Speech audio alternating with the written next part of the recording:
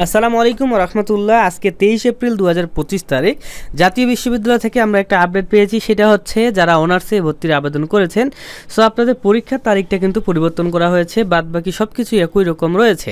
তো এই যে দেখতে পাচ্ছেন 24-25 শিক্ষাবর্ষে অনার্স প্রথম বর্ষ ভর্তি পরীক্ষার তারিখ পরিবর্তন সংক্রান্ত বিজ্ঞপ্তি। এখানে দেখতে পাচ্ছেন যে ভর্তি পরীক্ষার তারিখ 3 মে 2025-এর পরিবর্তে আগামী 24 মে 2025 তারিখ রোজ শনিবার সকাল 11 ঘটিকায় অনুষ্ঠিত হবে।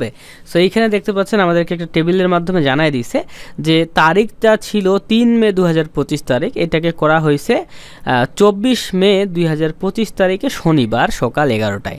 তো এটাই আপডেটটা ছিল, আর বাদ বাকি যত আপডেট ছিল সব কিছু একই রকম থাকবে। হ্যাঁ, পরীক্ষার মার্কস সব কিছু যেমন ছিল তেমনই থাকবে, শুধু তারিখটাকে পরিবর্তন করা হয়েছে এবং সকাল 11টায় কিন্তু পরীক্ষা শুরু হবে। ক্লিয়ার?